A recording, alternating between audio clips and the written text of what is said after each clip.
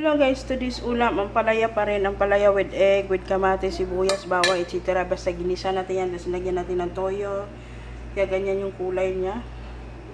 Ayan, gusto ko sa ampalaya yung mapait. Hindi ko talaga pinipiga yan. Hinugasan ko lang ng tubig. Tapos half cook lang kasi gusto ko yung natural na lasa ng ampalaya. Yummy. Hello guys, gumawa pala ako ng cheese ball. Ayan. Hindi ko binidyo kasi tinry ko muna kung ma-perfect ba siya. But next natin gawa, magbibideo na tayo para maipakita natin. Ayan, naalaga ko. Allah! What happened? Oh my God! Hello guys, let's eat. So, ito yung ulam natin, ang palaya with sardinas. Tapos, meron tayo ditong pinakuloang okra. Ayan, nagpakulo tayo ng okra. And of course, meron tayong bagoong. Ayan. Diba? Kainan na. Laki oh. جين! جين! ها هذا القرص أنت! أنت ما في معلوم؟ يما منها.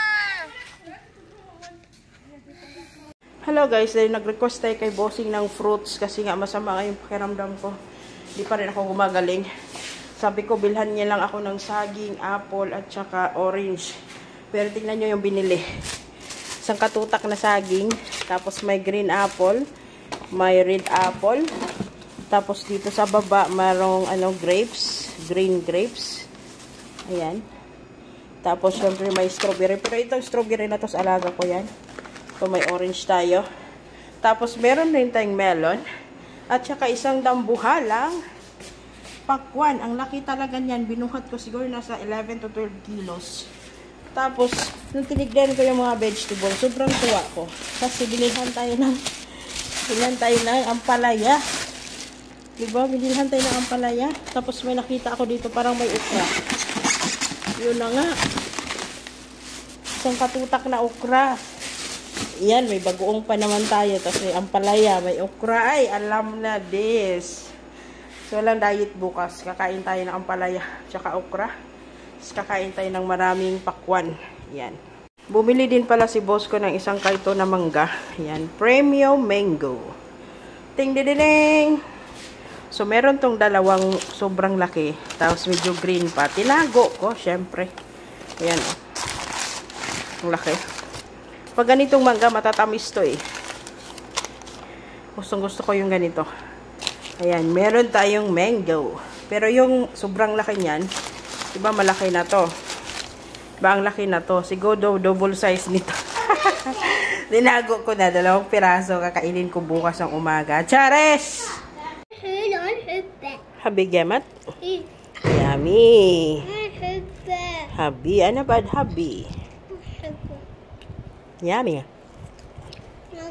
Yummy. Adi, akli piwan. Malapit niya sa kanya. Agawan na. Kalikida. Bayaw yung dami niyan.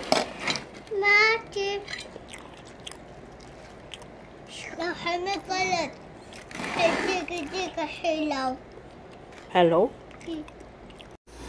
Dahil masama pa rin yung pakiramdam natin, gusto nating humigop ng sabaw. Ayan, nagluto ako ng halang-halang. Ayan.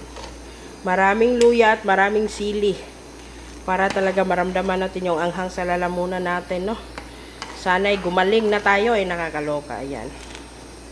Wala lang tayong sayote o dahon ng sili o chitira. Basta bahala na, basta kay halang-halang yan. Hello guys, masama pa rin yung pakiramdam natin, no? Ewan ko baka siguro dahil sa period ko. Kasi kanina habang nag-CR ako, pagkatapos ko mag-CR, yung tissue may kunting red. So, papalabas na yung period natin. Kaya siguro, ang sakit pa rin ng ulo ko. Kahit uminom na ako ng paracetamol, ang sakit. Grabe, nagigising ako sa sakit. At parang yung sikmura ko.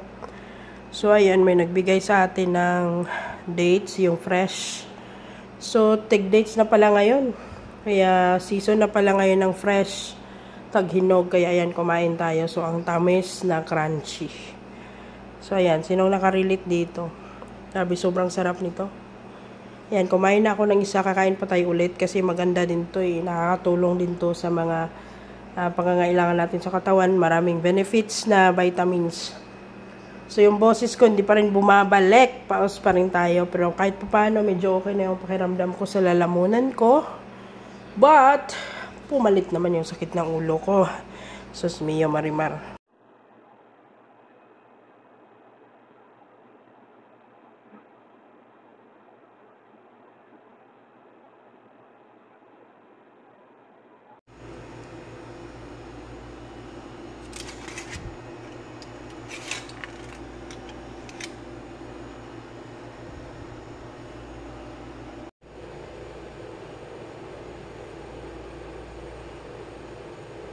Another batch of our pizza. Ayan, nagustuhan nila yung gawa natin kahapon. Papagawa ulit sila ngayon. Ayan. Medyo nasunog yung ating cheese. Ayan. Hindi natin tinipid sa mozzarella at sa mga ingredients na hinahalo natin dyan pang toppings. Ayan. Gusto ng mga bata.